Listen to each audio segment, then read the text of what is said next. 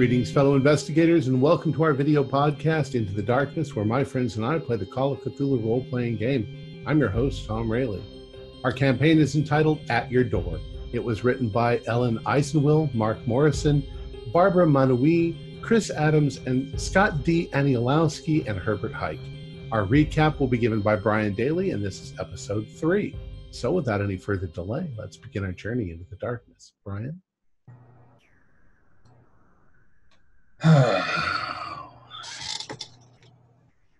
Noteworthy events for August 1st.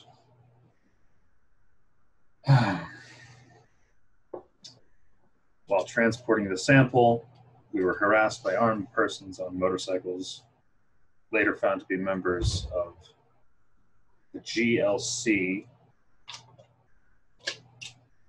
a rock group known as God's Lost Children. The investigation into the disappearance of Dr. Tate has unearthed 2 real estate business cards, one of which is for a reputable firm. Theodore, Edgar, Dillon, and Little. While the other has a number which appears to be recently disconnected. Sketchy.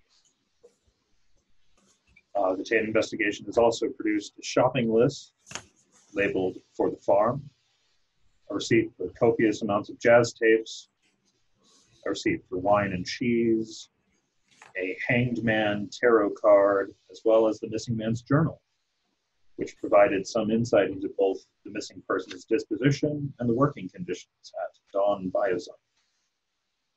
Of the revelations the journal provided, perhaps the most eyebrow-raising is the description of what happened to Jenny, a Dawn Biozone employee who allegedly grew from 5'2" to over 7 feet tall over the course of 4 months. Inquiries made at the gym she frequented proved near fruitless. I just want to get back into the lab.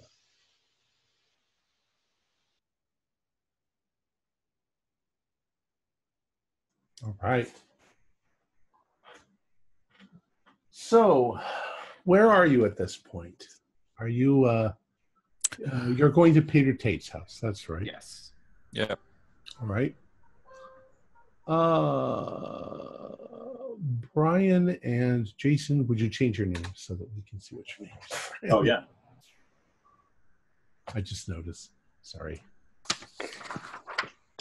Do I recall that we thought it was about 2.5 hours to the Tate farm? Yeah, possibly. It's a drive. It's way out in the country. But it's only early afternoon, I think. Right. That's correct. But I think we should go by his house first in case we can find a key to the farm if it's not on that keychain that we have already. Yeah. His apartment or house or whatever it is where he lives. Makes sense. Okay. All right. So, do we have a concept of what time of day it is? Yeah, you said early afternoon. That sounds about right. Yeah, I think after we stopped and made the phone calls and things. Yeah, that was about lunchtime. Okay. So you arrive at Peter Tate's house. Now, it's in not as affluent a neighborhood as his brother's house. It actually looks like it's a rather modest neighborhood, middle class. It's a condo that you come up to. It's white stucco with a red tile roof. It's 2 stories high. The bottom story seems to be mostly a garage on one side and a door to one side of the garage. And possibly some rooms, you can't really tell, but it looks like most of it's probably upstairs. Is that because it's on a hill? No, it's just built that way. And the condo is multiple units? There are units on I think maybe the back side, or it's attached at one point. But there's a straightforward number in one entrance. It's not like there's a internal hallway. No, there's not multiple insides. Actually, I think that I drew the map as if it was not unattached. So we'll say it's unattached, but there's not much of a yard. Just some shrubbery and stuff like that. And there's no police tape or anything. No police tape. Now, is there a visible mailbox out front or a mail slot? Looks like there's a mail slot. Okay. Now, we have the keys, right? Yep. Yeah, we got those. Oh, and we got permission to go in from his next of kin, so. So on the off chance that there is some multi-mouthed blind specimens inside, I don't think is the case, but is there any precaution we can take before we open the door? Or do we think the police have been here already? Would that be a logical conclusion? Well, I hope the police would be here already, but in any event, I think we can use our ears as the best chance we got to hear if anything's making a ruckus inside before we go in. Yeah, and let's knock before we open regardless. It's just polite. Yeah. All right. Okay. Yeah, let's go on up. You knock on the door.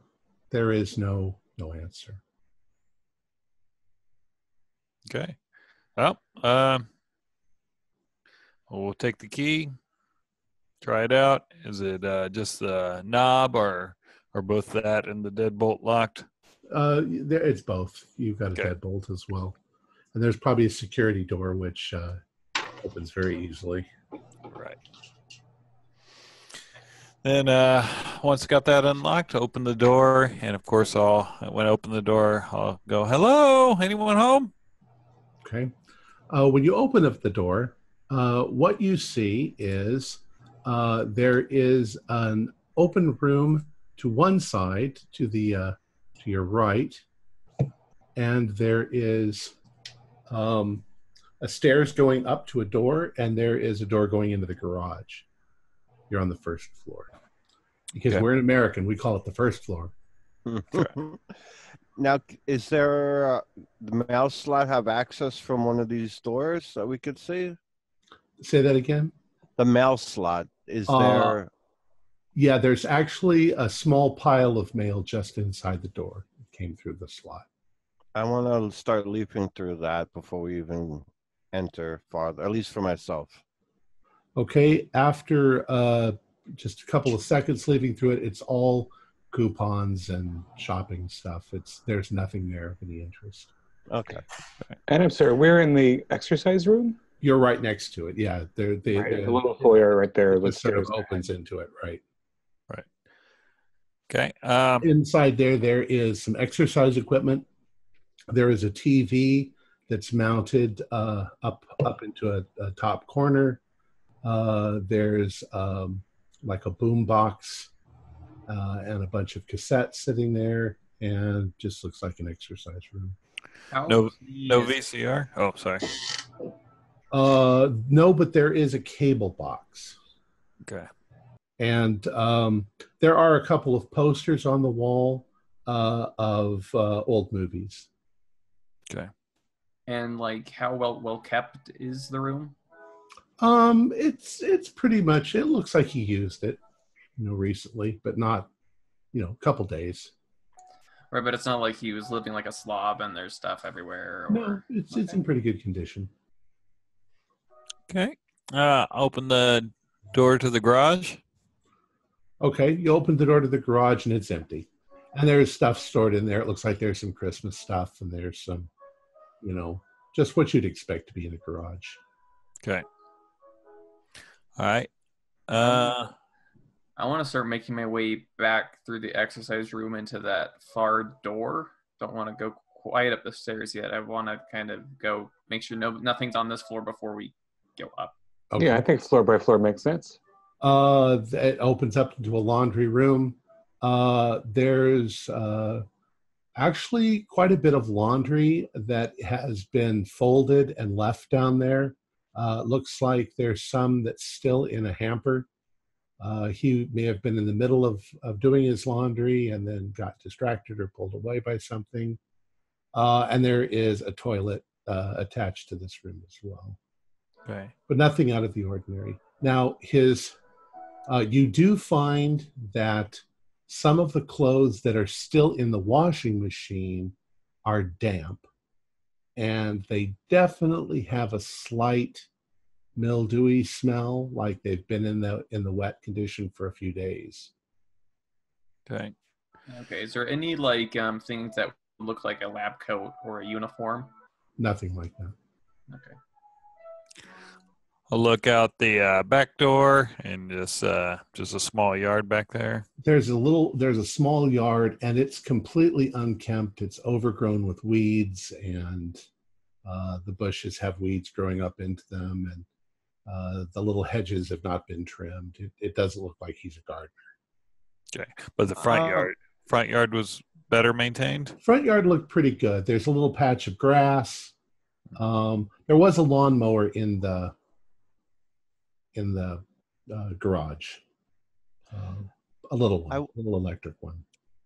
I wanted to just take a look in the backyard and just do a natural world check and look around for anything, maybe a fresh turned dirt, anything that just catches my eye. Okay. Yeah, you look back there and do a spot hidden for me. 67. Let me see. No, I failed. Okay. No, you don't really see anything. It does not look, however, like anything's been disturbed. Okay. The little patch of grass there, which is fairly short, is it looks like it has been mowed in a couple of weeks. All right. My thought behind it was maybe he buried something for You don't see anything safekeeping. like that. And me being a botanist, would I recognize these are native plants to this area? Well, they're the kind you'd find at Home Depot for sure. Yeah. All right. Sounds good. Okay. They're kind of generic. They're kind that they would plant around these places. And there's no nothing in the laundry that looks like green slime either. Nothing like that. No strange looking stains or anything like that. Though, do a spot hidden. I mean, well, I'll call it spot hidden, but it's more like a smell hidden. That's a way to spot. 97. I'm a little overwhelmed by the mildew. 57, and I'm 55. That's close enough. I'll just say that there's definitely man smells. The guy obviously exercises and works out, so there's some strong, sweaty smells in the room. And it's been a while since he and Jenny were hanging out. Right. Yes. One thing that's kind of odd. I mean, he was talking about how exercising really wasn't his thing in his journal, if I recall correctly. Oh, you're right. Yeah. So now I'm a little intrigued by. Plus, I mean, if he's recently been exercising, I mean, why would a person be exercising if they're planning on killing themselves? I don't think any of us think that he chose whatever his current fate is. Yeah. There's also nothing in the laundry or environs in general that suggests that there's been more than one inhabitant of the space so far. Correct. Just walking through the exercise room, I just wanted to look at the cassette tapes that were there. Okay. Are there any made tapes, or are they store-bought? There's a handful of both. And the ones that are handmade look like they're just mixtapes that he or maybe his friends have pirated off the radio, the way we all used to do back then. I'm gonna just grab them and tell the guys we'll have our assistants just listen to them and see if anything's on it. If not, it's just a shot in the dark. You never know. Right. Yeah, there's always a possibility he recorded a conversation. Yeah. Yep. I'll turn on the TV and see what was the last channel he had it on. He was watching the Nature Channel. Oh. There's no phone or answering machine in this room, is there? Not down here, no. Okay. And the movie posters, you said that were in the exercise room. What type of movies are they? Are they just? He's got a couple of old ones: Bride of Frankenstein, Creature from the Black Lagoon. Okay, Oh, so man with taste. I could never get into those old monster movies. It creeped me out. Well, guess we'll press on upstairs. Doesn't look like there's much down here. Yeah, I'll start ambling my way up the You stairs. guys have that screen captured? I can take it down Yeah. Yeah. so we don't play the whole game while we're just looking at a big screen. All right. No, Heather, I didn't expect you to be one who was so easily frightened with how you handled the car from the other day. Oh, well, that was definitely the fight or flight adrenaline kicking in. That was all that was. Still got the shakes from it. Whew. All right. Is there anything on the walls in the stairwell, like pictures? No. And they're a little dusty. It's like the one area that he probably doesn't clean very often is the stairs. I'm assuming the power's still on, right? Yes, power is Okay. Dr. Jonathan, now you mentioned posters. I would just want to run back downstairs and look behind the pictures, see if there's a safe. Do a dexterity roll. 35 out of 50. Yeah, there's nothing. Okay. They're just in cheap frames that are hung up on the wall. Poster frames. If you'd have had a crit fail, I was going to have you drop one and break it, and then Yeah. You get the nastiest paper cut of your life. I think I'm getting a little paranoid, or maybe I watched too many movies, but I couldn't let that one go. okay. So we press on upstairs. All right. So you go head up the stairs, and you get to the upper door, and it opens into kind of an in-between area. To your right hand side, you have a dining room and a living room, and on the other side, you have a hallway going into the rest of the house. I labeled everything because even in a small place like this, it's pretty obvious what everything is, you know. Right. Doors closed. So there are a number of magazines laying on the table. It looks like mostly, things like National Geographic, things of a scientific bent. There are a couple of sexy magazines that are there. Not like Playboy or anything like that, but there are, something sexy. I think Sports Illustrated. Yeah, Sports Illustrated. I think GQ used to be a little bit racy in a mild-mannered way. Yeah, and what was that one? The Maxim.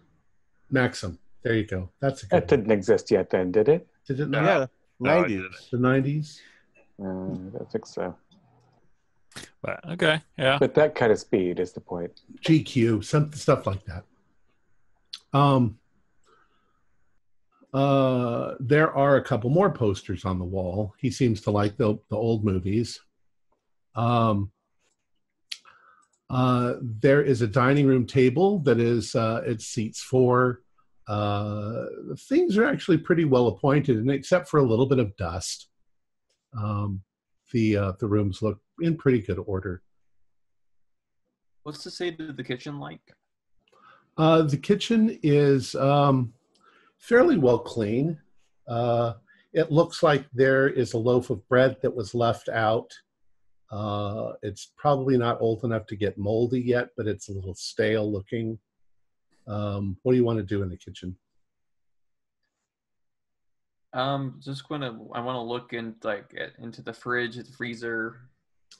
In the fridge, he has a large quantity of mineral water in little bottles, probably Perrier or something like that.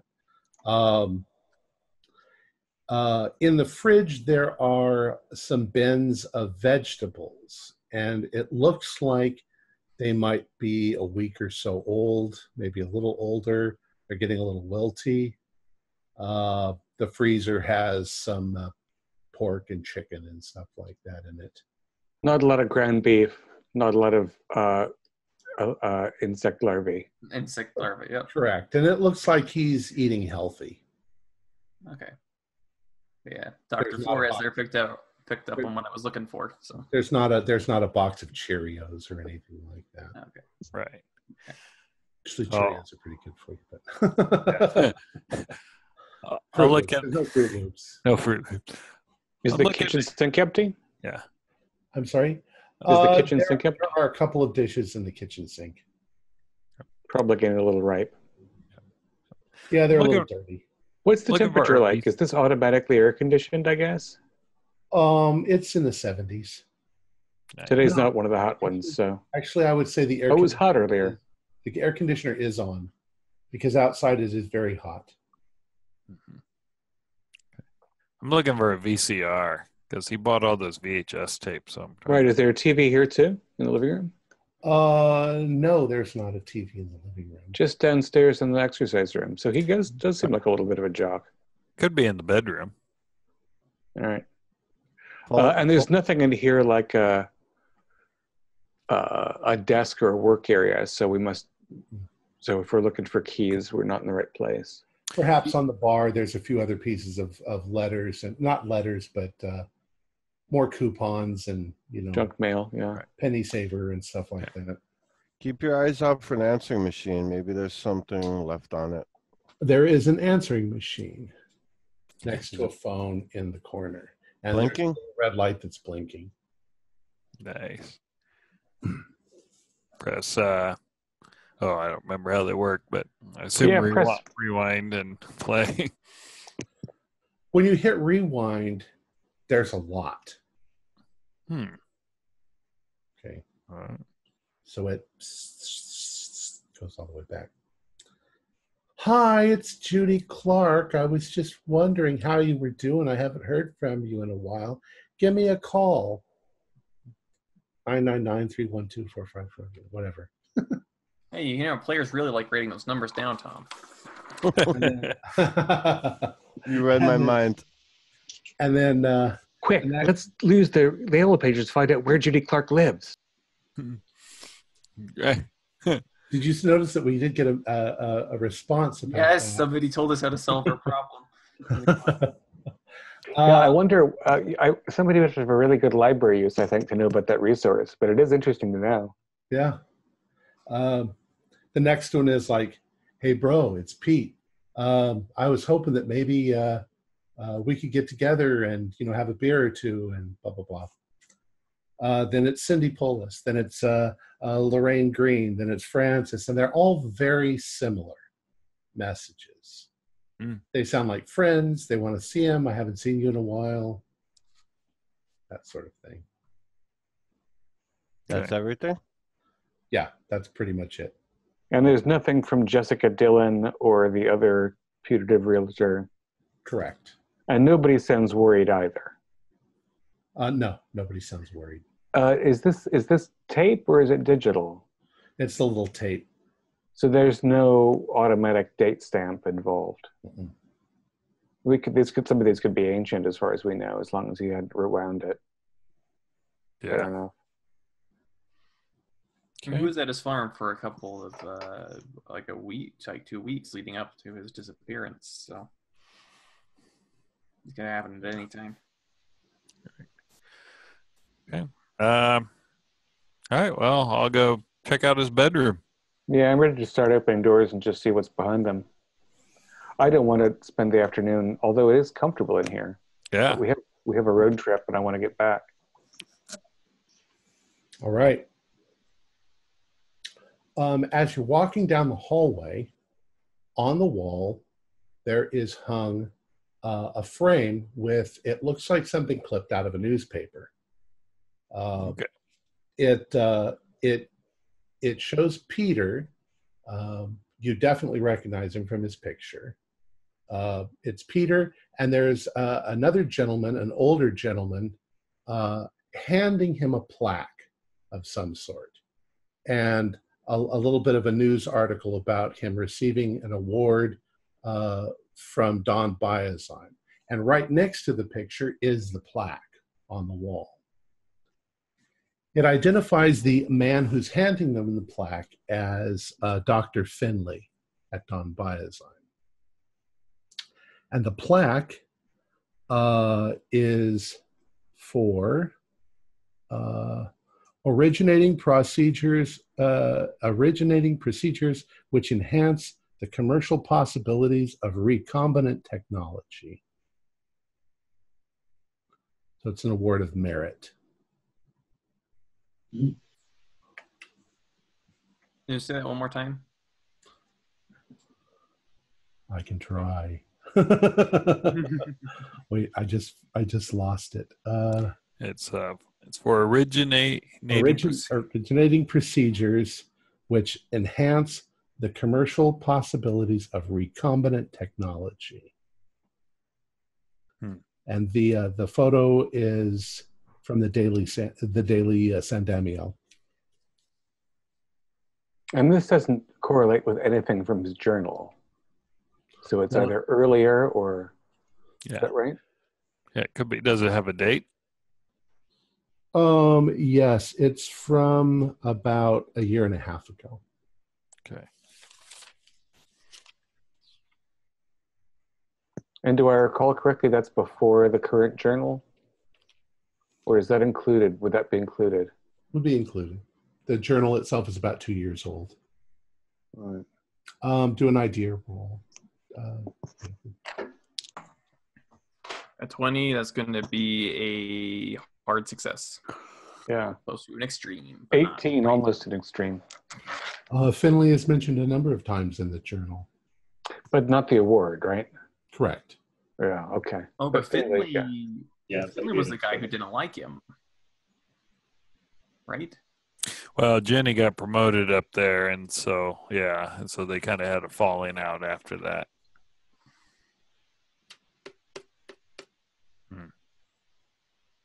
Right. So at one point he was the golden boy, Yeah, and then Jenny edged him out, and then she became a giant. yeah. Maybe he refused something in that. Yeah. Or maybe he fled something. I mean, this farm situation seems very much evasive. Yeah. And it seems like Jenny was almost a willing guinea pig of some sorts. Maybe he just didn't want any part of that. Possibly. True. Okay. I'm gonna press on to the bedroom and open the door up. Okay. You're heading towards the bedroom. What's everybody else doing? Well, I'm just kind of staring at the reward. I don't like the sound of that recombinant technology. Commercial use, no less. Yeah. I'm, once Dr. Mills is opening one door, I'm just going to open another one first or second. I don't much care. Okay. Well, we'll assume you identify the bathroom. That's not a big deal. We might check out the medicine cabinet at some point, but not urgent. Okay. So we'll say that some of you are heading towards the study and the other ones are heading towards the bedroom. Who's heading towards the bedroom? Dr. Heather, you said it first. Yep. No, I'll go with her. Oh, thank you. I'll take the study. Okay. So we'll do the bedroom first. You get to the bedroom and you open it up, and it's a very nice bedroom. It has a king bed. The bed is made. It's got nice sheets on it. And there is a number of monitors. There is video equipment. There is lighting. There is a shelf with a whole bunch of videotapes on them. And there is another shelf with what almost look like encyclopedias, except that they're not labeled A, B, C, D, E, F, G. Is there a... This all looks like stuff designed to film people on the bed. There's a camera. Right. Is there a player? Yes. There is a VCR in this room and a TV. Yeah. All right. It's his personal life. All right. Well, Well, I mean, he did buy like 30 tapes. I mean, You think he was that virile? Jeez. Well, Well, hmm. so the Well, receipt. What was the date on the receipt? Do we still have it with us? I got it pulled up here. If I can get it.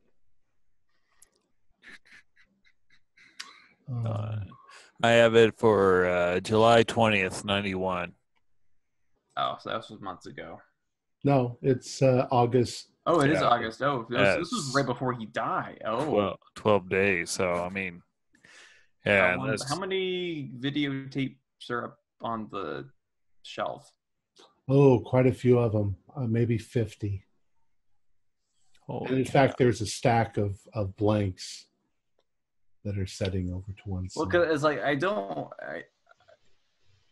be very, very terrible to pop one of these in and just see a bunch of pornography. But it would also, I'm just curious if he had recorded himself talking, if there's some kind of confessional that he did.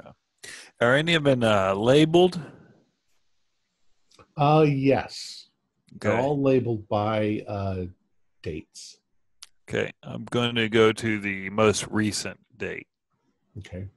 The most recent date is from about 2 weeks ago. Okay. Okay. Oh. And what you can do? I was going to say I was going to take it out and pop it into the player. Okay. It is rewound. It immediately starts playing, and when it starts, it's kind of what you guessed. There's a young woman.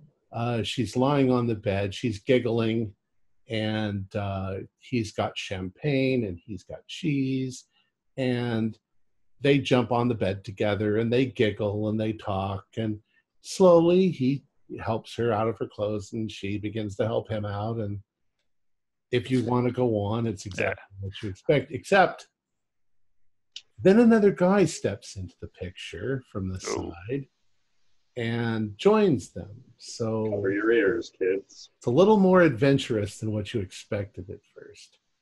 Oh, this is scientific research. Let it play. Fast forward through, maybe. I'm going to go look at the encyclopedias. Well, and do a psychology roll on me. Those on the.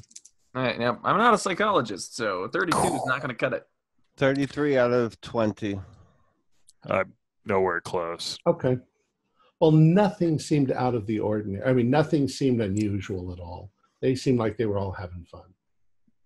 So that could explain the receipt for the wine and cheese we found. The tapes, he could have just been replenishing his stock of fun time tapes. But now he was very concerned about his safety, right? From the journal, he's worried about people from the company coming to get him. But so he comes back. No, this would have been before this stuff started happening. Oh, okay. Let's jump to the people going to the study. Yeah. Okay. So you guys get to the study, and you suddenly hear from behind you, "Holy crap, you guys should see this." And you all turn around and go into the porn lounge. All right, you open up the study. Now, the study is a little bit smaller than the bedroom. There is a computer on a desk. There are shelves of books. There is a dot matrix printer. And there are stacks of, looks like photocopied and stapled papers here and there. Looks like an office, and it's pretty neat. It's not immaculate, but it's pretty neat. And there are 4 movie posters on the wall. Which are? Which are The Abominable Dr. Fives, 1972, The Dunwich Horror, which is 1970, The Evil Dead, 1981, and Reanimator, 1985. Well, I gotta say, Peter Tate had charming taste in outre movies. No file cabinets, but bookcases. Correct. The bookcases look like they have. Is it technical material? Is it literature? Are there binders of personal records? It looks like they're all various journals, not home journals, but things like Scientific America. They're technical journals. They're biological treatises and things like that. Do an idea roll. While he's doing that, I'll head to the desk and start moving through that. Ooh, 05. Very nice. I'm brilliant. Desmond, you get the distinct impression after looking at some of this stuff is pretty cutting edge. Some of it is really new stuff. This is newer stuff that he's reading. He's not reading old stuff. And it's all over the place. So he wasn't just focused in one particular realm of biology. He was reading stuff from all over the realms, from DNA research and stuff like that to insect entomology and the breeding of different strains of wheat and stuff like that. He seemed to have a huge interest. Anything mycological? Sure, yeah. There's mycological journals. He's even got the Audubon Guide to North American mushrooms on his shelf. But I haven't. Yeah. Okay.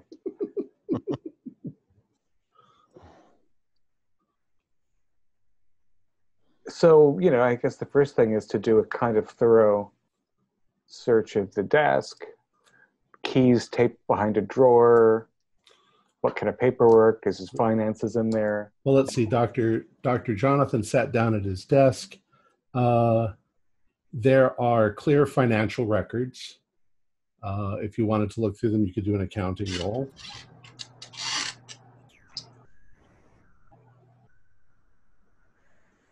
I'm useless with that stuff. I can go to do my taxes. That's Greek to me. Yeah.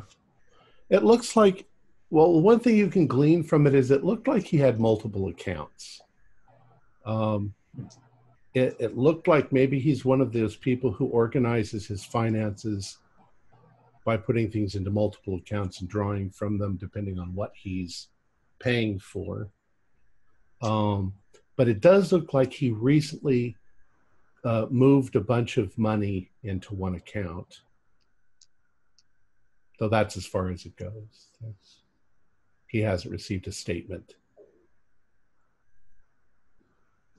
And that's what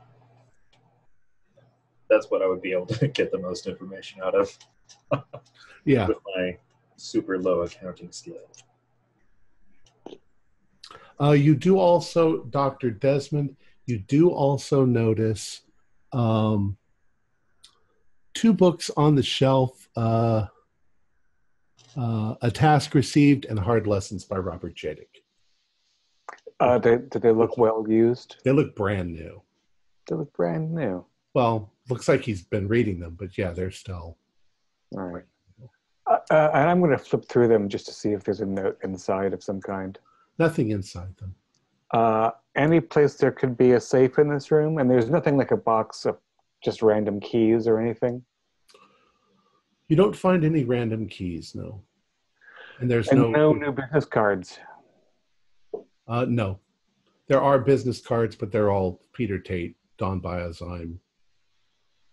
He probably has a little box of them, which was originally maybe a box of 250, and he hasn't used many of them. And an address book?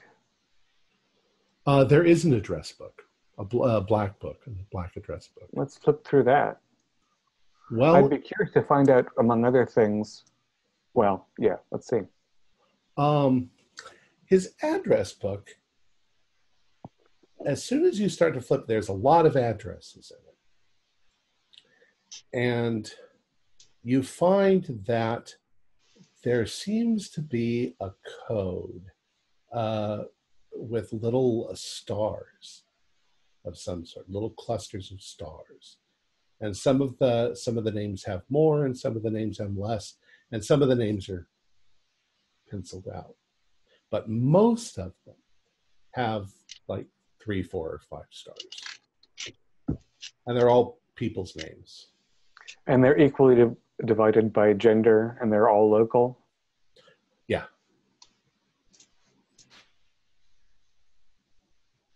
There are a lot of people that we should talk to at some point about where Peter Tate is, because he was a very social guy. But I don't know. Yeah, maybe we'll get an assistant on that. We can assume, too, I'll give it to you, that you do find Judy Clark, Pete Fortman, Cindy Polis, the names that you heard on the answer. Are there stars by those names? Oh, yeah. All of them have good ratings. Well, given what we found in the other room, I'm not sure. We don't know that yet. I'm sure they're making some noise in the other. It's not that big Good a head deal. over there. Simultaneity. Yeah, so was there no keys yet in the apartment, in the condo? No. And obviously the place doesn't have a cleaning lady, or there wouldn't be dishes in the sink. Correct. Yeah, it doesn't look It like does. it does also, I should mention too, that there may be some dishes in the bedroom. You know.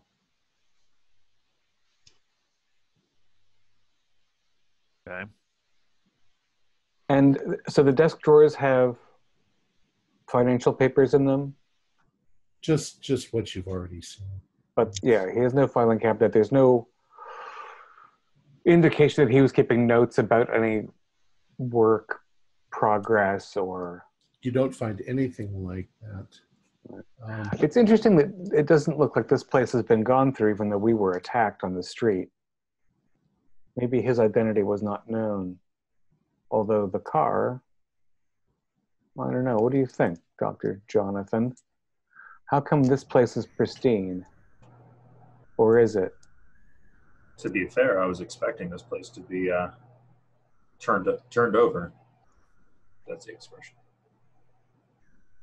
Yeah, I had some expectation that way myself. Maybe they knew there was nothing here. Possibly. So far, the worst state that we found was in the inside of the laundry machine.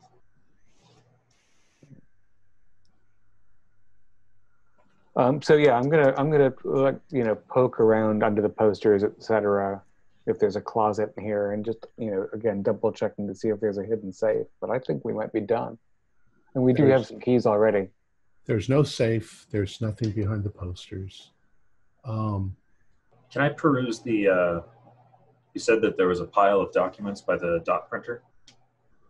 Yeah. Once again, they're just scientific things that he had printed out and he was reading through. Okay. Anything jump out? Do a spot hidden for me. That is a fail. Yeah, Yep. nothing. I think though that you guys may have missed something that I did say. Well, there's a computer. There is a computer. So we should turn that on. What is it? 91. Is that a Mac clamshell? Commodore 64? Commodore 64? It's, what does it say here? I think it says high end. Fully automatic abacus. Oh, it's an Amiga. Amiga. Wouldn't it be a Mac, a first gen Mac or something like that? IBM was out then too, 91. Perhaps we'll just say it's a computer. But it doesn't have like color monitor or anything like that. It's going to be just a orange or green. We'll say green, because I hate the green ones. The amber ones, though, oh my god, those were really hard on the eyes. Yeah. I mean, the 70s color palette. You turn the computer on, and it comes on. There is a modem, a phone modem next to it. That's only if you put the phone the phone modem and do it. But the computer comes on and it just says password, DOS prompt. Yeah, that's why we left that for last. We don't know Look any. at- Oh, I'm not there. I'm gonna say just look under the keyboard. Yeah, he didn't write it down on anything. What do we know about this guy? I feel like the most likely password would be his favorite secret sexual partner, and there's so many to go through. Again, we don't know that. unless they've been specifically yelling and describing things across the room and being. Well, I just meant from the journal, actually. I've been given a play-by-play out loud. Yeah. All right, so now you guys are both aware of what each other has. Right. Yeah. I wanted to take a look at the that set of books that he had in his room. Yes. When you pull them down, they are scrapbooks, very much like old albums. They're not old, but each page is sort of dedicated to an event that took place in the bedroom with friends. He's got photos of everybody, photos of himself. And there's sometimes are notes that are attached from the friends. We had a great time, enjoyed ourselves. It's definitely, you're sure now that he's a swinger. Like to swing with everybody. Everyone seems very happy and friendly. You don't see anybody in there that, you know, for your first thought is that it's a little creepy, but this doesn't seem like the kind of a person that would be suicidal. He seems like he had a healthy, active, diverse sex life, and he worked and he played, and that's all there was to it. The people in the photographs look like they're very loving and friendly. And when I first opened one up, I probably dropped it. I don't know what I was expecting. Well, it's not like pornography. He's not doing like close-ups of genitals or anything like that. It's just they had a good time. They had fun. They're all naked toasting or something like that. You know, just stuff that you'd expect from. But that's what they all are. Poking my head down the hall, having gotten a sense that there was some hilarity in the bedroom. You know, general call. We've got a computer that wants a password. And we got pornography. And you've got pornography. I'll call back. That's what we found. Not great. You know, if anybody got a favorite? I'll take the computer any day of the week. Well. This guy doesn't seem depressed. No. And leaning into the bedroom and catching a little bit of this, like it's clear that like everyone knows there's a camera there, right? It doesn't seem yeah. So in the address book, people mostly have stars. Is there anybody that got more stars than somebody else? Because I'll try their name as a password. Sure, there's a few 5 stars, and there's a few no stars. Let's try some 5 stars and see if that gets us anywhere. Okay. I think it's going to be a work-related password, but maybe I'm wrong. We'll say Lorraine Green. Yeah, doesn't work. Ooh, maybe one of his favorite movies.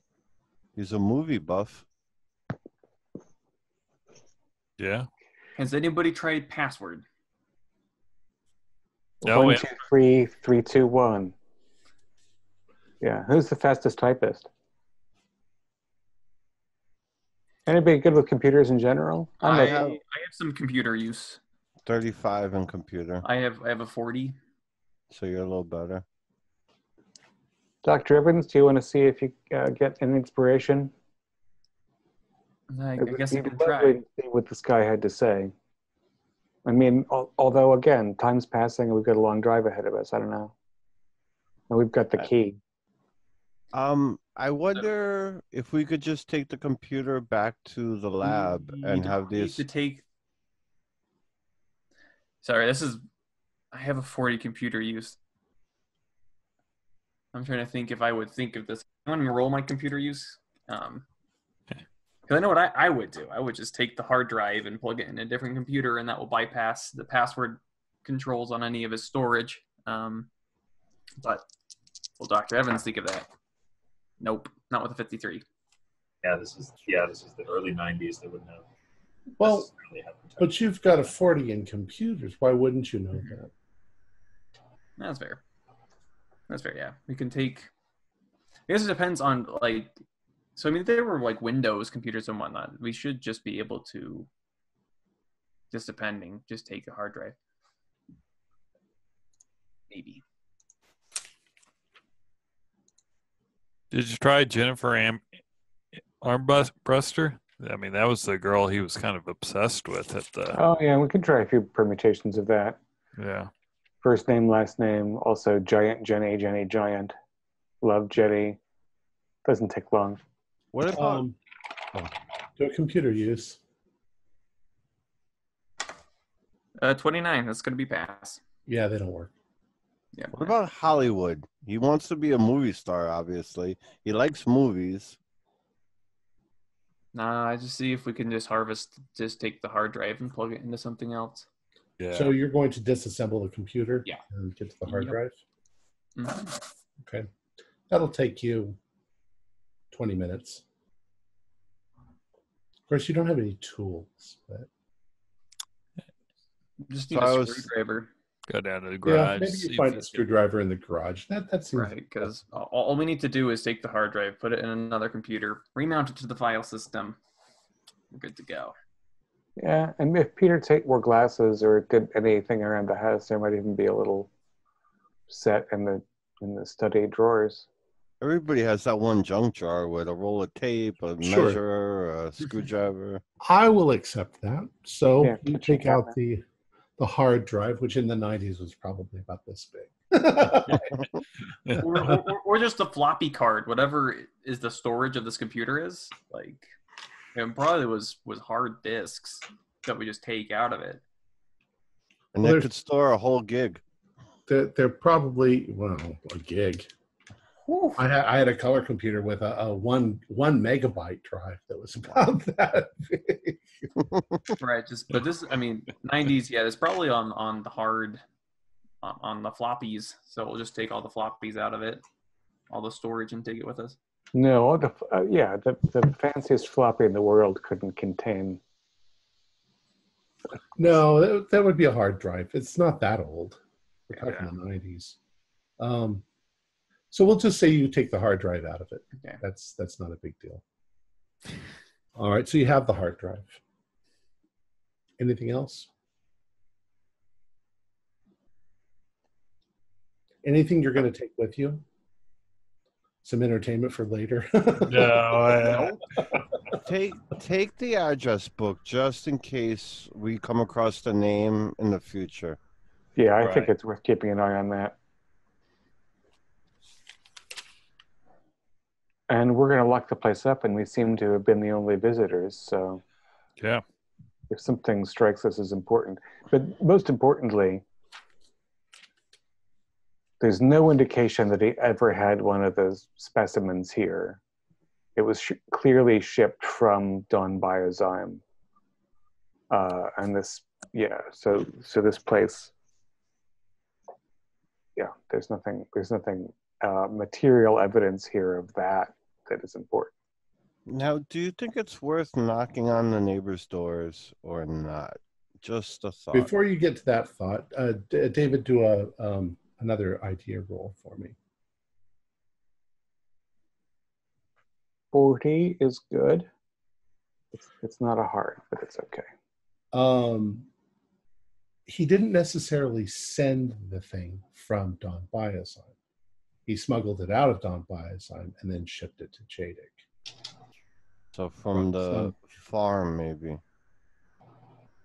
But nothing indicates that he did that from here. There's no indication that there was ever, No. and including like shipping supplies in some place that we would have seen in the garage or something. Just Correct. yeah, Okay. fair. and it was shipped via, what was it, Red Yeah, I read something. something.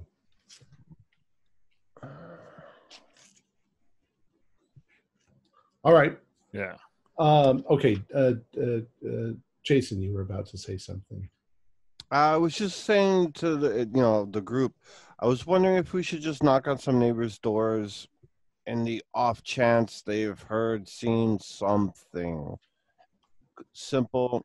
How you doing? Looking for blah, blah, blah. Did you notice anything? I don't know. Just a thought. Might as well. We're already here. I mean, doesn't hurt to ask. I'm doing that. Did you know your neighbor was missing and presumed dead? I don't know if we need to go that far, but Did you notice he was a swinger? We No, could probably be more tactful. you might get that nosy old lady that looks at her blinds 24/7 and can tell us, yeah, 2 bikers were here last week or whatever. I don't know. Shot in the Right. dark, but we're, like you said, we're already here. Yeah, might as well. So, Right. Right or left? is there one that has a window facing his house on the Yeah, side? there's one right across the street. There's Yeah. a couple. It's on, Might I suggest maybe we split up, 2 people on one, 3 on the other, or 2 and 2, so it's not like 5 people knocking on the door, because I wouldn't open the door for 5 people. Yeah. That and makes sense. I'll just follow whoever because I wouldn't begin to know what to ask. okay. Right or left? I'll Left. go right. So we'll split up. I'll go right. Dr. Ethan will go Okay. left. Well, it's more just which one you want me to do first. We'll assume Okay. that you guys are going to share all the information. So you go to the right. You knock on the door, and the you can see the window sort of opens first, and a couple seconds later, the door opens, and a short, plump woman with red hair answers, and she's like, "Yes, what do you want?" Oh, hello, ma'am. My name is Inspector Mills. I'm just doing a background check on your neighbor, Dr. Tate over there. I was just wondering if you've seen anything odd occurring over there, something that you feel that would maybe impact his ability to have a security clearance?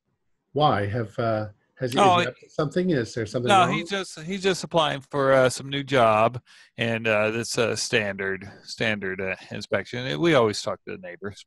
Well, no, I don't know anything about that. Oh, okay. So he seems like been a pretty good neighbor. Hasn't had a strange company coming over, possible communists or anything like that. Yeah. No. He's a good boy, but and she's sort of looking out at the rest of it. She has a strong Irish brogue. Mm-hmm. I can't do Irish very well, so I'm not going to try. But she looks a little like cautious at looking at you. You don't look like police or FBI. Oh, no. We're not police. We're contractors through that the state of California reached out to helping out with background checks. Well, no, I don't ever see anything strange or anything from that. He's always been very polite when he comes in and goes, and has people over now and then, friends, I assume. Oh, yeah, everyone's allowed to do that. But in the past couple of days, have you seen him or any other strange activity over there? I haven't seen him in a while. Okay, all right. Well, I really appreciate it, and of course, if we have any follow-on questions, would you be comfortable with us coming back by?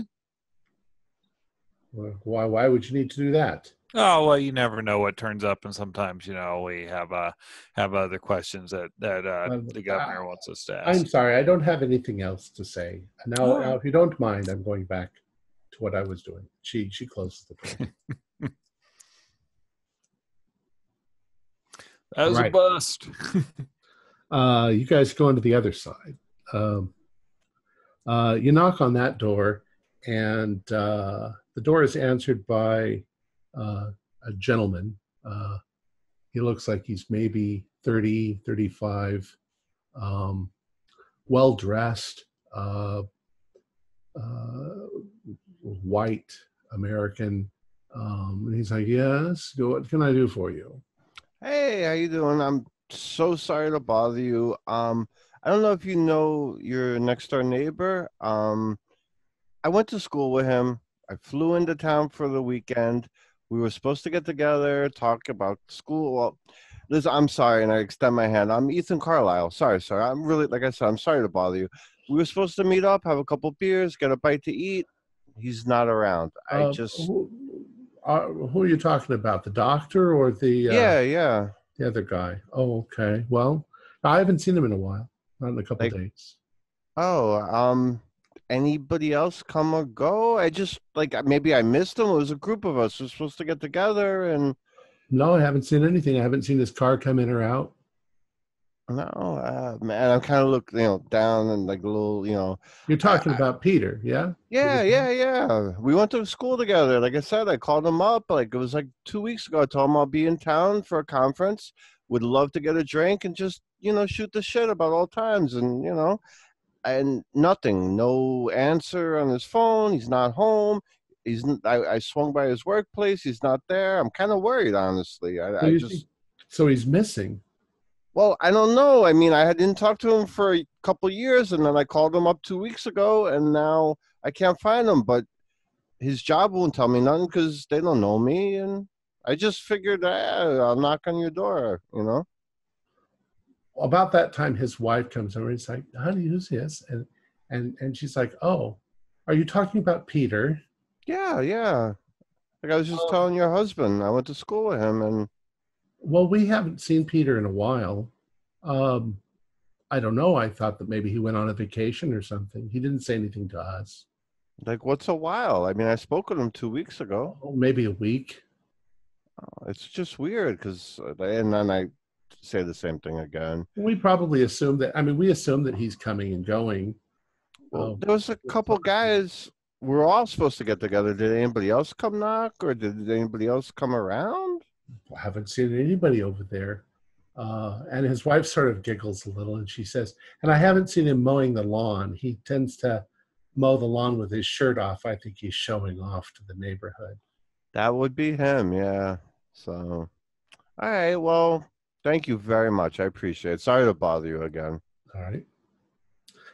And if you try any of the other houses, you pretty much get the same sort of story. He's a nice guy, but nobody's really paid that close of attention.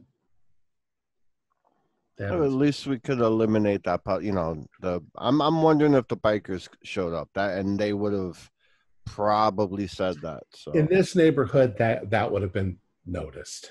Yeah. So, So especially with those loud Harleys. So Yeah. about what time is it now? Let's say it's approaching, let's say 4. Okay, my concern at this point now is going out to the farm. I mean that It's going to be a few hours to get there. Well, now you're also just a ways away from the Palisades.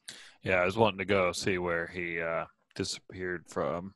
Yeah, so maybe we go to the farm tomorrow, first thing in the morning, Yeah, because and I then have we can go check out the Palisades, go back to the lab, take a look at what's on this hard drive or drives, whatever we pulled out of the computer storage. I agree with Let's that. do that. Yeah. And we still have Noel Rand. That was Jenny's friend. We got that name from the gym. Maybe we could, if we want to reach out, maybe she might know. Yeah, that might be something. I'm sad about losing a chance to get to the farm today, but a couple hours plus there, and we get lost. And if we spend any time there, It's gonna we be could look at a real late night. So And Yeah. just in case there's another one of those things at the farm, I don't want to be there at night. yeah, I agree with that. Oh, yeah, since we don't know how they see anyway, it Right. might be very good in night vision. Okay, so the Palisades next. Yeah.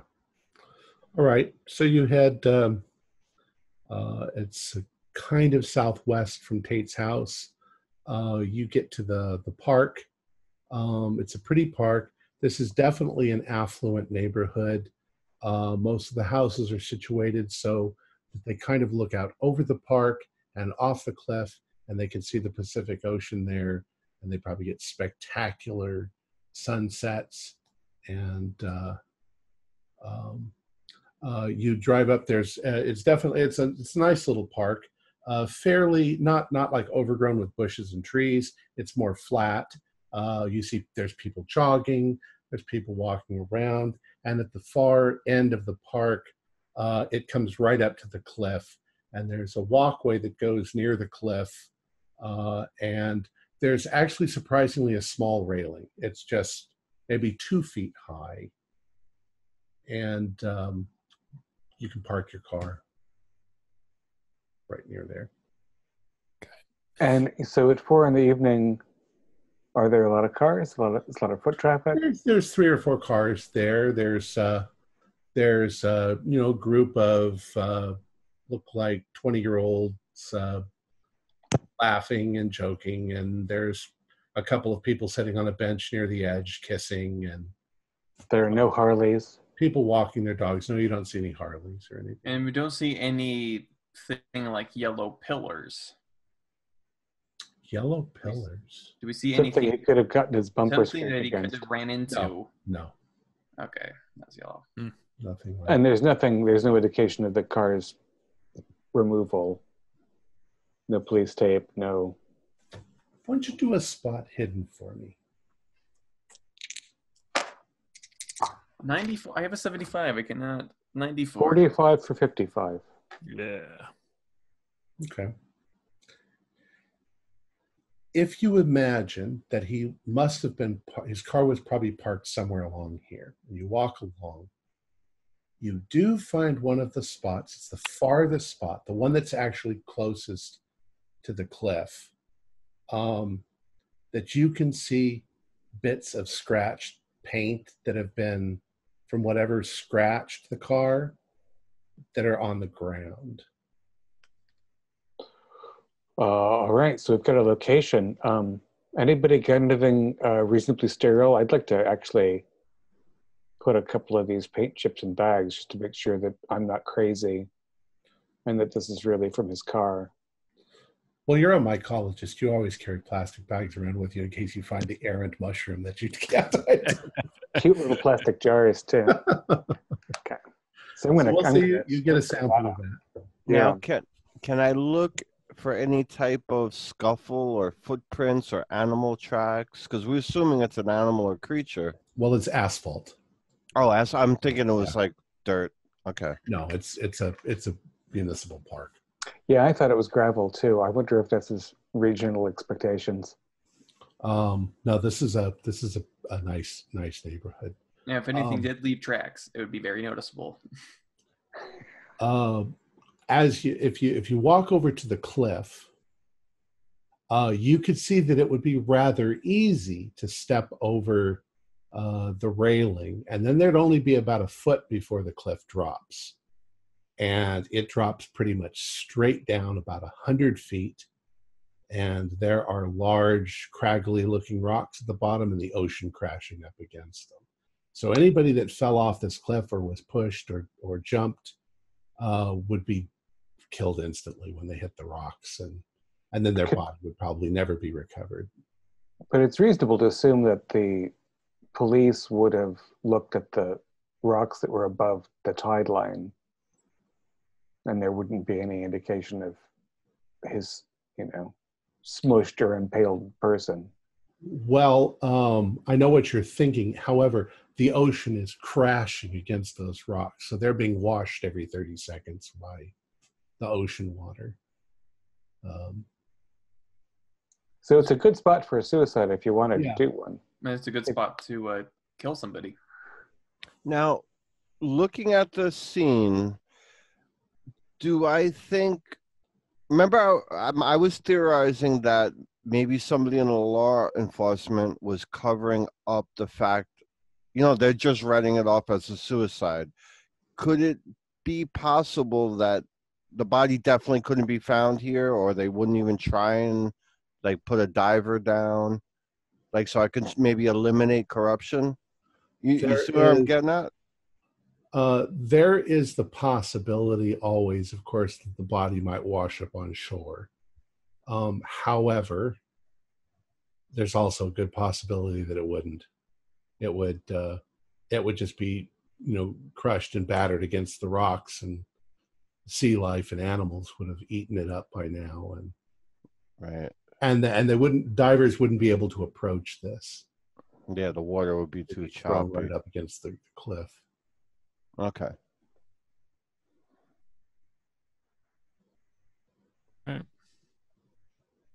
At that moment, one of the teenagers sees you, the boys, and one of them they're all giggling and laughing with one another. One of them says, "Don't jump."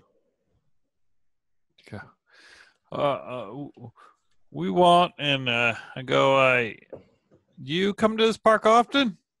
Yeah, all the time. We got to bribe them. Who's asking? Oh, well, I am. I am. Ben Franklin. Yeah. Dr. Mills, were you here on, oh crap, I can't remember the day. I give him the date that the guy went missing. Meta cheating. Okay. I know, Yeah. I He says, know. I don't know. Maybe. You guys hang out here a lot, though? They give you a shrug. Sometimes. This is make out point. This is where everybody comes to make out. Yeah. I ask, and the doctors, I mean, we're all doctors. None of you smoke, do you? No. Oh, you're asking the doctors. Yeah. Yeah, I know. The shot in No. the dark. Worth No. noting, though, maybe next time we stop for supplies, we'll get some bribe cigarettes in case we run into more teenage hoodlums. You guys are all Greenpeacers. You guys probably. Yeah. We got other cigarettes. Occasionally But partake. we all flew here under some scrutiny. Right. Go, Smoke on planes, right? so I go, I don't know what they did in the 90s, but they did it in Yeah. the 70s. I go, well, if you were around here, I could, sure that Andrew Jackson would appreciate hearing about that. They'll just look at you weird. Who's Andrew Jackson? Oh, he's that old guy on the 20. On the 20 what? $20 bill. Your education system here is really Your education system has Note, failed note to self: do not raise kids in San Damiel. All right, here we go. you. And they probably say something like, "Oh, the old guy wants you to do something for $20." Right? And they kind of freak out and they leave. should have brought that porn tape. That would have worked. Oh. To be fair, she is not an old guy. You could have shown him that and they might have gone, "Oh, that's Peter." Yeah. Everybody knows Peter. He's a weirdo. He's the bicycle San Damiel. Well, at least I get to keep my 20. So all right. All right. So yeah. I'm trying to figure out Says something what? about the fact that the location of the final location of his vehicle is at the very last slot closest to cliff tells us anything. But it doesn't seem to, except it would be easy to go over the rail. Yeah. All right. I want to take a look on the asphalt. Is there any bikes, like tracks, skid tracks, any skid marks? There's tracks of all sorts of vehicles, but you don't see anything that looks like skid marks All right. or motorcycles. Or maybe, but There's not cameras, like a traffic camera or anything. Okay. And there's nothing that appears to be like that slime residue off of the creature near that spot. nothing like that. For that matter, there's nothing like fur the casings of a cat's claws that come off. There's nothing organic that's in the area that the metal chips are. Well, It's do out of a place. spot hidden for me.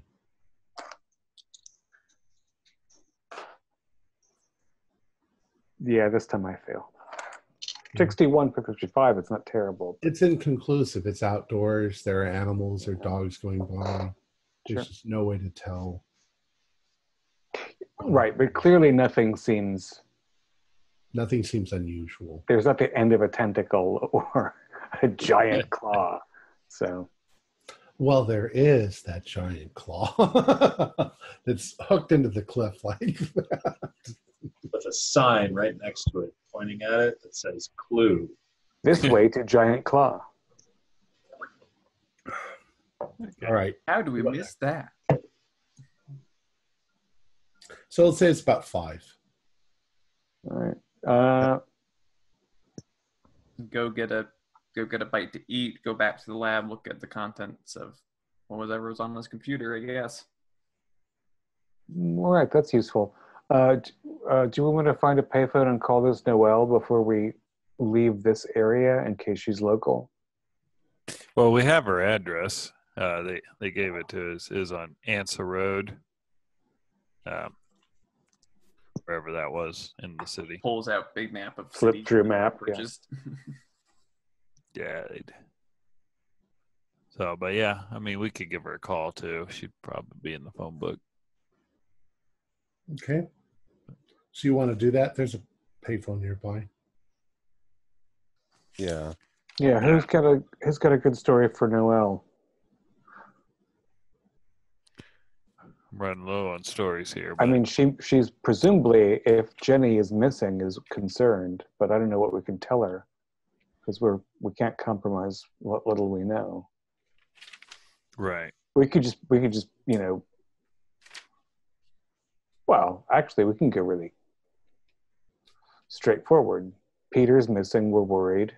Jenny's maybe missing or somewhere else, and if Jenny's somewhere else that she knows, maybe she has some information. That's not crazy. I'll call. Yeah. Okay. So the phone rings once, twice, 3 times, 4 times, 5 times. Answering machine picks up. And it's just, hi, this is Noelle. Leave me a message after the beep. As an aside, do we have a number at the lab that we can use? Sure. Because my home number, of course, be useless. So yeah. Hey, Noelle. This is a colleague of Peter Tate's, and I'm worried about him. And I'm worried about your friend Jenny, who knew him real well from Dawn Biozyme.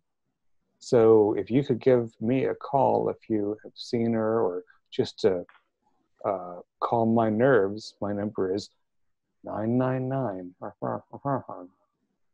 And I'd really appreciate to hear from you. Thanks a lot. Excellent. Wait, what was that? What was that phone number? We really like writing these things down. yeah. What the? We 999. started with 1111111, and then Yeah. 1112. Yeah, it's 999 999 9997. Like to spice things up at the end there. Oh yeah. All right. Keep it So real. So do you want to get a bite on the way back to the lab, or want to go to the lab and order takeout? I I like think. that idea. Oh, sorry. Yeah. The takeout idea. I like that.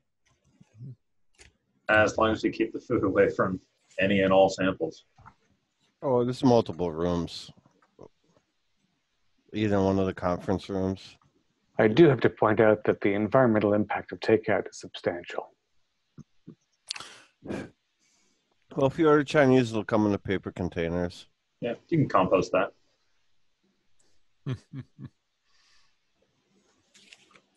All right. So you head back over to the lab and you meet up with your assistants. By the time you get there, it's, let's say, 6 o'clock. You have to drive all the way across town. And there's traffic right now because of it's people getting off of work. So you find that as you're pulling into Zimvotech, that A fair amount of the cars are leaving because it's 6 o'clock, but there are some that stay there. All right, so you go up to the security guard, which has been posted there, and he checks your tags, your credentials. You probably have them now for Zembotech, and he lets you inside where you meet your assistants. What would you guys like to do? Dr. Leem is also still there. Ah, gentlemen, you've come back. What a mystery you've given us. I can only begin to imagine, Dr. Morton. What's the most exciting thing you've learned so far? Well, let me show you a few things. And he shows you some videotapes. They've been videotaping it. Our behavioralists have been working with it to see what they can do. And basically what the videotapes show you is that anytime there is one of the doctors or technicians anywhere near the pen, it's now in kind of an enclosure that's completely sealed, that it wants to get at them. It recognizes them moving. It seems to be able to, target wherever they are. It wants to attack the closest one. They try a number of experiments. They want to see if it's movement that's causing it. So they set up an experiment wherein an inanimate object also moves, and the thing completely ignores the inanimate object. So that moving has no effect on it. So then they think that maybe it has heat receptors. And they set up an experiment wherein something with what would be the equivalent of body heat moves, but is in fact an inanimate object. And the creature has absolutely no reaction to it. It's almost if it doesn't even know that it's there. On the other hand, bring in a rat or a mouse or anything that's alive, and the creature has a reaction to it. Did you try anything like, say, a microwaved baked potato so that it was organic but not animate? Well, they didn't try a baked potato, but they did seem to rule out anything that was alive, or rather, it seems to only be attracted to things that are alive and things that are not plants. So it's attracted to animals of any kind. Now, some sea creatures can recognize electromagnetic impulses from life forms. I don't know how we measure that, but that might be worth looking at. That's an interesting idea too. Exactly what I was going to say. Sharks can detect, like, it's a magnetism and also, believe a heartbeat, possibly. Of course, underwater, that's easier to do. Yeah, I wonder if it's attracted to the carbon dioxide that's being breathed out, especially if it's ignoring plants, because they wouldn't be. No, but it's in plexiglass with filtration. It's in a completely sealed, so it can't detect anything like that. So it wouldn't be able to smell either then. Right. Dr. Leem, have you looked at the air filtration since you enclosed the thing? Is it? Yes. It seems to be, at times of the day, it's exhausting. It's outgassing carbon monoxide and cyanide gas. There are times during the day when that seems to switch to chlorine gas for no particular reason. Likewise, we've been analyzing the slime when we can get samples of it, and its composition seems to be continually changing. Spectral analysis shows the presence of all kinds of elements that you wouldn't expect. It actually has gold in its makeup. It has things like benzene and fluorine and highly reactive things, palladium and antimony and arsenic. They've actually found Gold arsenic. only made in supernovas? Yes, that's where gold's being made. So if this thing's only eating ground beef, And noble metals are typically toxic yeah. on the cellular level. I mean, this is just not a biological possibility.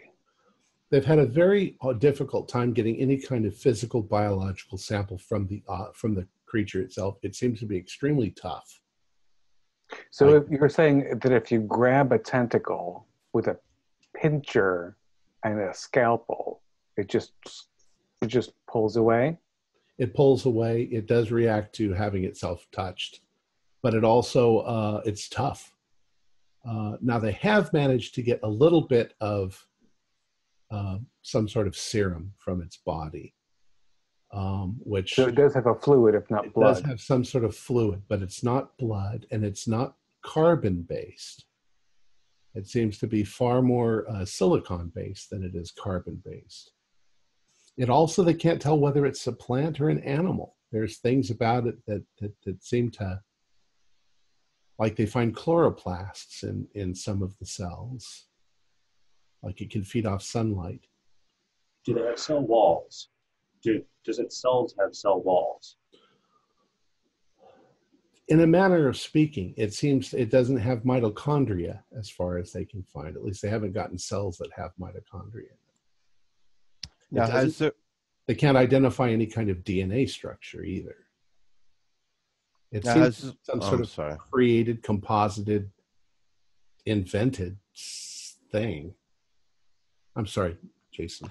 No, I'm sorry. I was just wondering, has there been like a mouse or a rat inserted into the enclosure? Yes. And They have done a couple of inhumane experiments. They have put rats in there. They were immediately attacked by the creature and torn limb from limb. And the creature did seem to ingest them, but it doesn't seem to excrete anything other than the slime. That was going to be my follow-up question. Did any of the excrement contain the proteins from the rat or mouse? None that they could find. And it also doesn't seem, they're not sure if it's actually ingesting or not, because although some of the rat went into its mouths, it didn't seem particularly interested in eating the rat. Now, did the creature's mass increase after it ingested or absorbed? It's only been a day, so they haven't noticed any appreciable increase. Does it have a preferred space within the structure you built for it? Does it nest or hide somewhere if the lights are off and there are no people around, for example? Our behaviorists have told me that when they turn the lights out,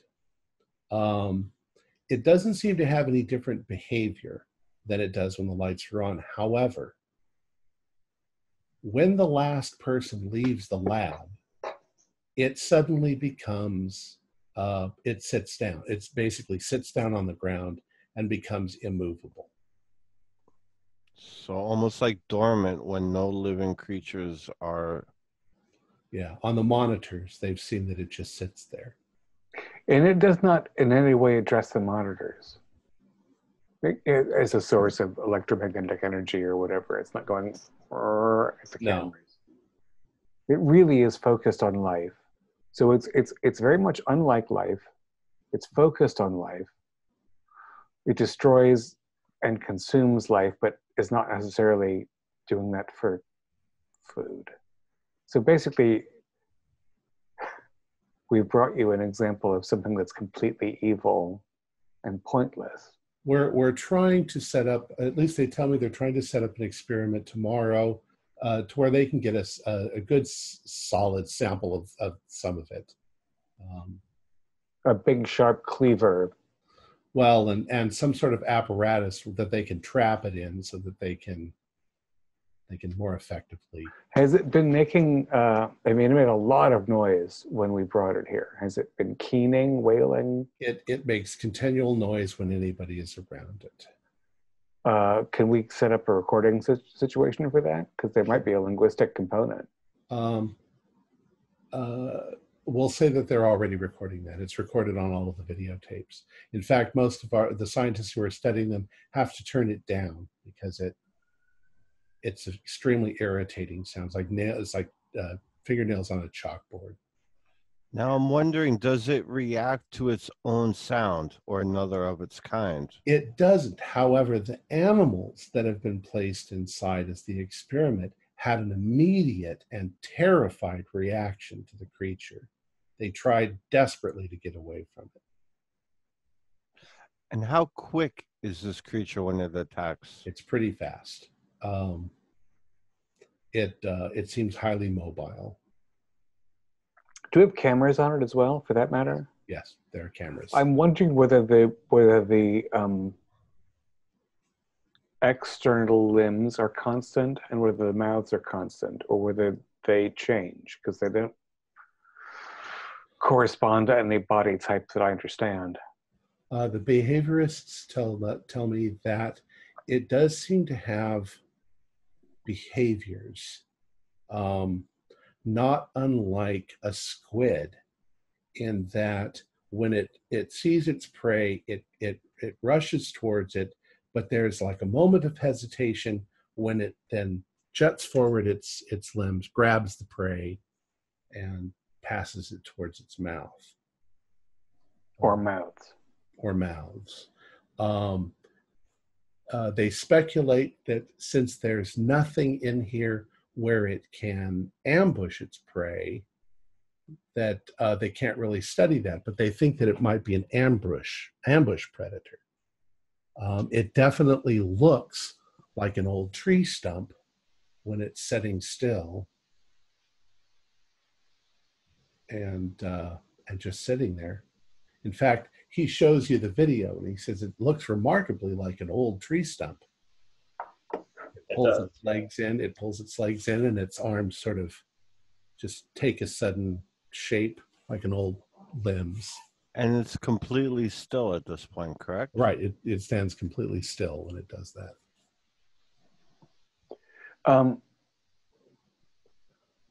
Dr. Leem, I wonder, how many live specimens have we offered this thing? I believe they've done 5, and they haven't gone any larger than a rat. I'm sure that's sufficient. I'm wondering whether, you said it tore it to shreds. It seemed to attack it to kill it.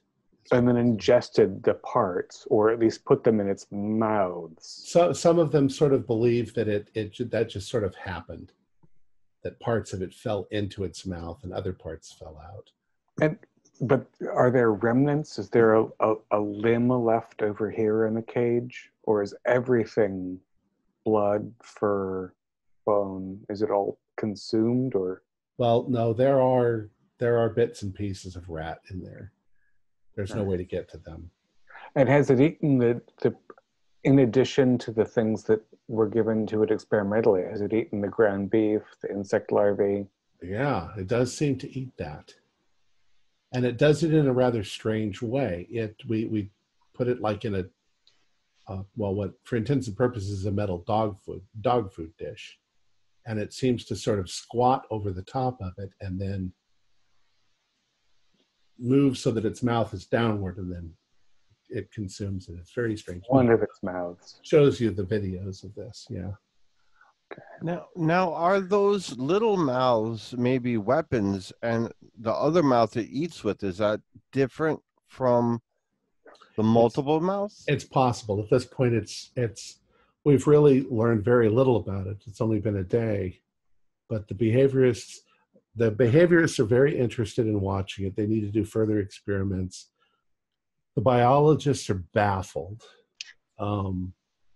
We have no idea how it's processing all of this stuff. Some of them, as I say, some of them want to kill it and dissect it because they want to see how it works. And so far, and it seems to be very nearly impervious to X-ray. Oh, no further progress on that? Yeah, we can't seem to get any kind of image. And it looks like what, a gray shape, like it's just a little bit thicker than what's behind it, but there's no bone, there's no tooth, there's no. Well, it looks like a tooth that has been hollowed out by decay, so it looks completely empty in the middle, or it's shielded, and we just can't see what it is inside there. That's why the biologists really want to cut it open. And you haven't found any, because you've talked about other metals that you found, you didn't find any traces of lead in the creature? Well, let me look. Well, we have found traces of noble metals. And those can be yes, there is a measurable amount of lead. Well, then that might be your problem with X-raying it then. Possibly. Yeah, it might retain these in some Yeah. Now, I'm not for hurting the creature in any way, but I wonder if a tentacle was severed, would it grow back? Would it, that would, not a whole, just a part of it, just to see. I believe that's what they're going to attempt to do tomorrow. At least the tip of a tentacle. Right, that's where my thinking was. But quite honestly, we know so little about this. We are making assumptions based on other forms of life that we're familiar with. But starfish, one of their tentacles or one of their arms is their body. So if you cut into the wrong arm, you kill it. Correct. Yeah. Well, we know that there are other entities of this nature. Yeah. Octopuses actually have ganglionic knots or brains inside of each of their tentacles. So we risk killing it, but we think it's a reasonable risk at this point that we're not going to kill it. We need some tissue. Exactly. From somewhere. Yeah. Now, have there been any radioactive tests done besides X-rays? I mean, they're setting up some stuff, but they haven't done them yet. And how's the morale among the staff? Because I found this thing very upsetting to see. It is unsettling. It's a mixed bag. Most of our people are fascinated by it. It seems to be some sort of alien life form. It truly does. I mean, we came here under the impression that it was the result of genetic experimentation, but I don't think that's a sustainable hypothesis anymore. Well, certainly not, Mendelism. It certainly isn't bred from multiple animals into this, but it might be constructed somehow. But if it's silicate in nature, then it's not based on anything that I am aware of. It's no technology that I'm aware of. No. It's a mystery. Yeah.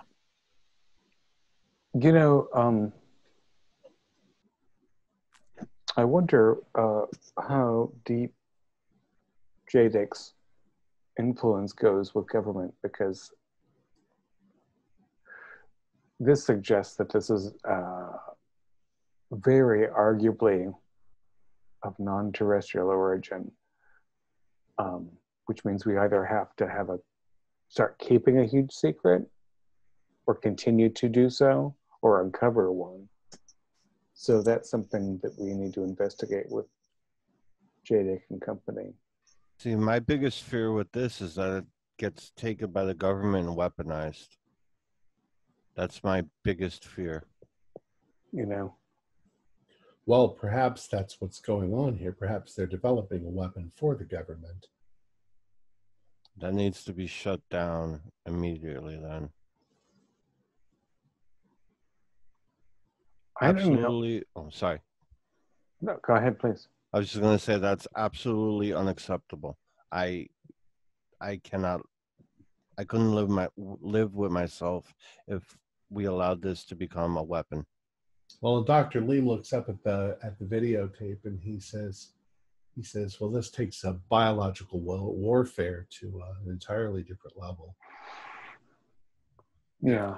In a way, this goes back to the heart of the Cold War. If we're scared to use nuclear weapons against each other, I hope that we'd be afraid to use amorphous alien-eating monsters under any, I can't imagine the context in which that could be contained. But, human greed is also infinite. Yeah. It would make for an excellent area denial asset. An excellent, Area denial asset. Yeah. again, that assumes it can be Don't contained. go there anymore. Right. So the thing only Outside of that, I couldn't see it being used. if these creatures exhibit that ambush. I mean, once again, we'll need to do more behavioral studies. But if they don't detect any life within, X meters, and they just shut down, right? What if they just would wipe something out and then just stay there? We don't know if they search for food, if they even need it. Like a biological minefield. Right. There'd be an area of tree trunks, and then any living thing got Which is destroyed. what concerns me about its use. If it contains itself by just going inactive, that's a serious problem. We'd have to figure out its distance of detection. Like, can And it if sense? left alone long enough, does it start to hunt? Does it exhibit any hunting behaviors? Or does it just sit and wait like a trapdoor spider? Well, you can imagine that we're rather limited in the, we don't have that kind of area that we can test things like that. But it's a good question. Maybe And we could start having. Go ahead. What if we have some of the assistants start trying to build a little maze? Open up the maze into the container, have something living on the far side of it, and see what it does. See And if how it's actually quickly. intelligent. See if it will go find its way through there. And I'll talk to my people about that. We'll see what we can do. That's actually a very good idea. And Dawn Biazon, we understand, had a number of instances of this creature. So they have either they were delivered, a pouch of eggs, or they know how to make it reproduce. And because it's so amorphous, I'm assuming it is not sexually reproductive, but has another mechanism. But that's just haven't identified anything sexual about it. No. Which is why I was talking about taking the tentacle off and seeing if it grew. Maybe the severed piece of tentacle grew to another creature, which would be a nightmare. Yeah. Well, we don't know anything like that in our own zoology. But we're not dealing with our own zoology. Right. We definitely have things. worms. If a tail falls off, then it can be replaced. But the tail that falls off doesn't grow into another lizard. Right, but if you cut a worm in half, that's actually a myth. So you kill the worm. well, you get a new worm, or you get a whole worm and a dead half of a worm. Right. But there are, of course, plenty of creatures that reproduce asexually. Yeah, that's and true. this thing having, whatever. Until we determine, and I'd actually like that's another experiment I'd like to try to arrange. A full analysis of spectra radioactivity, like from infrared to X-ray. Mm-hmm. Like at some point, something must reflect light because it reflects light to our eyes. Correct. Yes. Heat or the internal organs or something. I'd like to find out at what spectrum this thing. is visible. And maybe we'll find out that it has some organs that we can begin to identify. Exactly. Or ultimately, we may have to kill it once we've gotten all the information we can and cut it open and see what's in there. Although I'm not quite sure how we're going to kill it. Cyanide gas isn't going to do it. Well, if you seal it off, then it might just asphyxiate itself on its own gases. Perhaps. Maybe. I'd also like to, when they're building the, Dr. Evans had the idea of arranging a maze for it. I'd like to put in a length of maybe even leaded PVC pipe for it to travel through, that we could cut it off in and put it into darkness and see how that, if that causes any response. All right. We should put cameras everywhere we can put cameras, because Yes. this data, I mean, we might only have one of these things ever. I'd rather pray that we only have one of these things ever. But we should capture everything in the process. Mm-hmm. So we are doing the best we can. Well, gentlemen, unless you have any more questions, I think I'm beat. I've been here since 6 this morning. We're at 2. We're ordering some pizzas, and you want to... Oh, you're gonna use your office to recoup. Yeah, I'm going to go. I'm probably gonna go hang out somewhere and listen to some nice jazz and sip some coffee and have some dinner. Coffee. It's so hot outside. At least it gets a little cooler in the evening. It does. David, were you talking because it was muted? No, I was just thinking about jazz. Oh, okay. So anyways, he bids you good night and he leaves. And after 20 minutes or so, the pizza arrives. And the security guards call you to come and get the pizza. Right. I'm not calling the pizza boys in. That's good. Okay.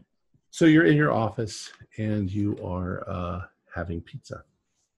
Right. I want to, while we're kind of getting food and stuff ready, I want to hook up that hard drive Okay. to one of our computers and take a look. This takes you a little bit longer. Let's say about 40 minutes or so to hook the hard drive up. We can even say that you got the whatever you needed on the way here. You picked it up at Micro Center or something like that. Radio Shack. Not Radio Shack. Radio Shack's crap. Believe me, I worked at Radio Shack. I'm not afraid to say it out loud. It's crap. Except, unless you're going to build your stuff, all the little components that you might need, but you get what you need to install a hard drive into another computer. All right. The computer boots up. You manage to get through, and you find that there are a number of files. It looks like there is a program designed for email, and there are a number of folders. What do you want to look at? I want to look through everything. Okay. Well, we'll say you start going through it, and you discover that most of the correspondence that you find inside is kind of what you expect now from Tate. It's sexy little emails back and forth between him and people. You don't find any emails that are listed Don Biazine. You do, however, find a folder that is labeled password. All right. And the word, there's just a single word in a word file. The word is electrophoresis. ELECTROPHORESIS.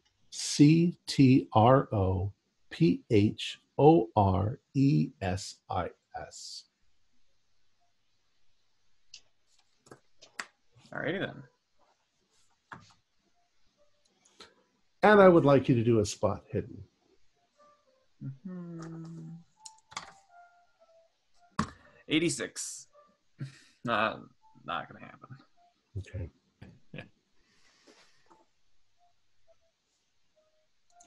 Which just means I'm only going to say something if you manage accidentally to say something that would trigger my response.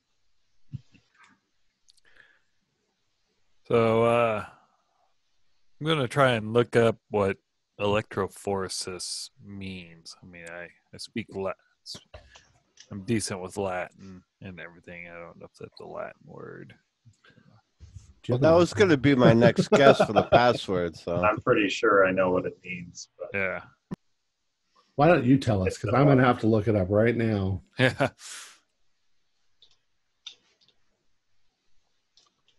Movement of charged particles in a fluid or gel under the influence of an electric field. Okay, yeah. That's what you can use to break down water, the hydrogen and oxygen. Yeah. Also, I think you also can use it to for the PCR stuff. You can use it to get the little bits of DNA to travel in the gel. Huh. Yeah. And then you can the longer chains travel a shorter distance, shorter chains travel a longer distance, so then you can kind of gauge what type of DNA you've got by where the things end up after a set amount of time. Wow. In the computer's file system, is there an email address for? I can never remember her name. The girl who's really tall now. Jenny Arm Brewster. Yep. No, there's not. All right. However, you do. No, I just had it here. Where did it go?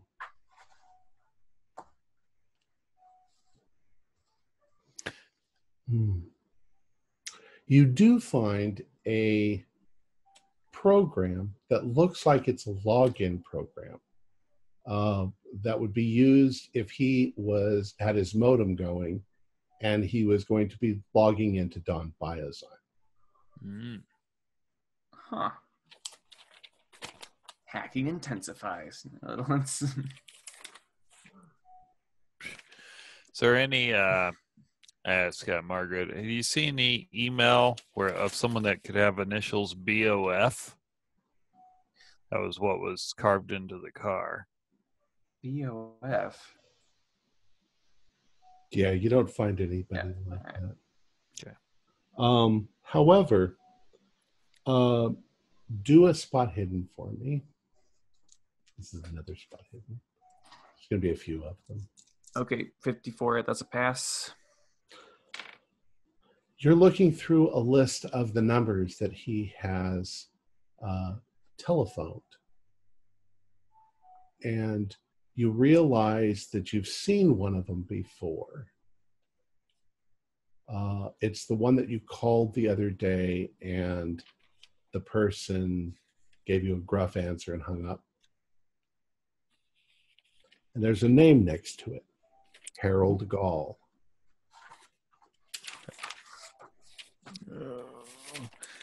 I'm sorry, Harold Gall? Gall, yes. And there's an address. 578 Beach Road, San Damiel. I loved writing that address down. Got it.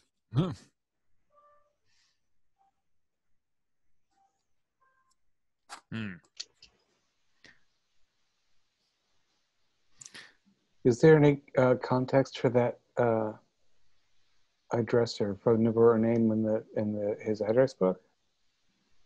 No, it's not in his address book. And therefore no stars.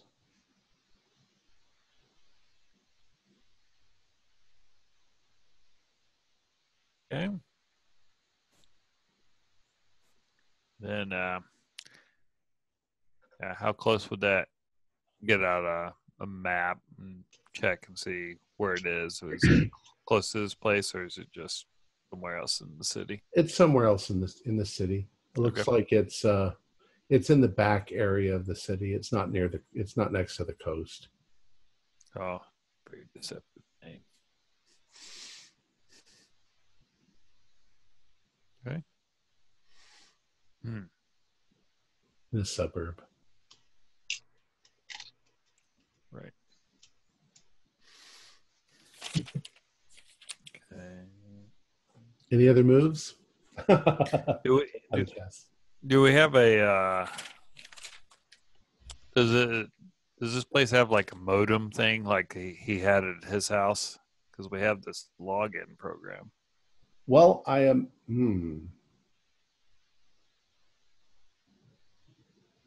Why not? Okay. Yeah, so we'll connect this thing up to our web connection. This is the very dawn of the internet. Right. We'll see if we can. Very, very new technology here, but I'll try to, once we get it connected up, I want to fire off that on Biozyme. Okay. It looks a little bit like AOL, when it starts up and shows the Don Biozyme logo and immediately asks for security password. Let's try electrophoresis. All right.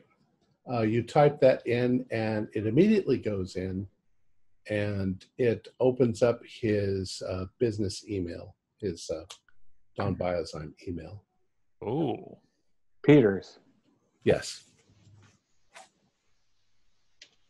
Nice find. You guys are like hackers. I don't know what that is. Well, have you seen this Matthew Broderick film?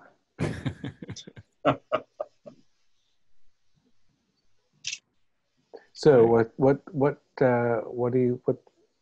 does he have access to? What's live? Let's take a look. Do a spot hidden. Uh-oh. Sorry, I just have to share that. Hacking. The 72 is a pass. Love it. It's really easy to duplicate if you want footage of that, Tom. We'll talk about it after. But. All right. You realize that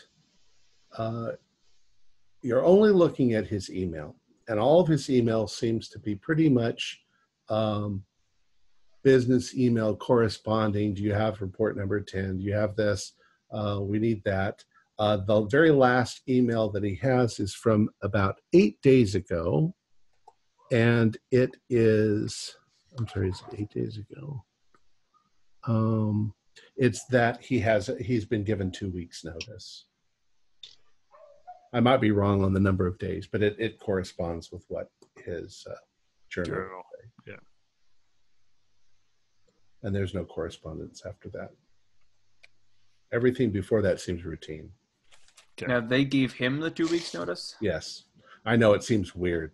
But yeah, that seems like giving them plenty of time to. That's not what they do nowadays, but.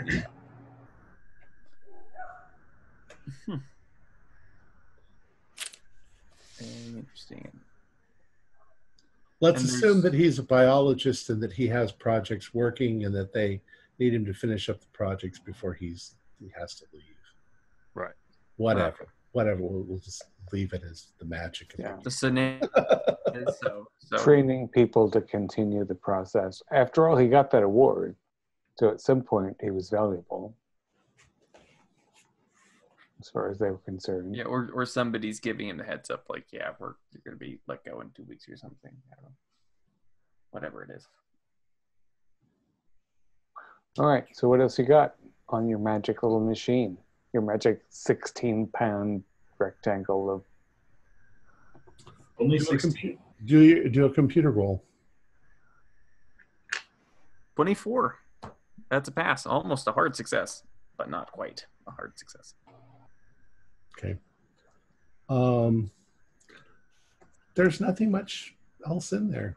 You go through his files, and it seems like he very much kept his business separate from his pleasure. Okay. And everything seems to be written very professionally. Well, Dr. Flores will be happy to know that I do have Minesweeper. Oh, that sounds I've cool. heard of this. I understand it's quite addicting. It's both math and fun. It's a trick. Yeah. It's redundant. All right, well, that's probably a good place to stop. Which direction are you going to go in? I'm going to assume we might play a little bit for the rest of the evening and then go on to the next day. Well, I think we were wanting to go out to Delilah to check out the farm. And I was looking at the map. It looks like on our way back to the hotel this evening, we'll go past Don Bio side. I might want to, at least when we go by, just kind of look at it. Not going to break in or anything, but you know. You've driven by it a couple of times already, and it's looks pretty well fortified. There's a block wall on certain parts of the perimeter, and there's chain link in other parts. Okay. And there's barbed wire on the top of that. Okay. Yeah. It seems like there's a number of buildings. There's sort of a circular, or at least partly circular building in the front. And there's a couple of larger warehouses in the back, and there's a place where trucks can come in and out. And Right. it looks like a whole compound. Okay. All right. Well, then that answered those questions. Yeah, Dr. Mills, keep in mind that we know that these people are in violation of. Yeah. And we are going over there to tour. I'm just trying to get some. All right. Our players included David Gasaway, Morgan Llewellyn, Brian Daly, Keith Craig, and Jason Melnichuk, with myself as Keeper of the Secrets. We're currently producing up to 5 shows a week with music and sound effects added in post-production in order to create a richer listener experience. We provide audio-only versions of our shows free for you to download from Podbean or iTunes. The costs involved with this show are provided almost entirely by our patrons. Without them, we wouldn't be able to do what we do. We have a new patron, Andrea Coletta, who is contributing $3 a month. Thank you very much, Andrea. If you'd like to support our show, please visit our Patreon account. Just $1 to a month helps us a lot. You can find a link in the description below. Like, share, and subscribe to our channel, and punch that bell icon for updates on our latest shows. And leave us some comments. We enjoy reading them and answering any questions you might have. This is Tom Rayleigh, together with all the members of our gaming club, inviting you to journey with us once again into the darkness for another adventure into the universe of H.P. Lovecraft and the Call of Cthulhu role-playing game. Until next time, good luck, good gaming.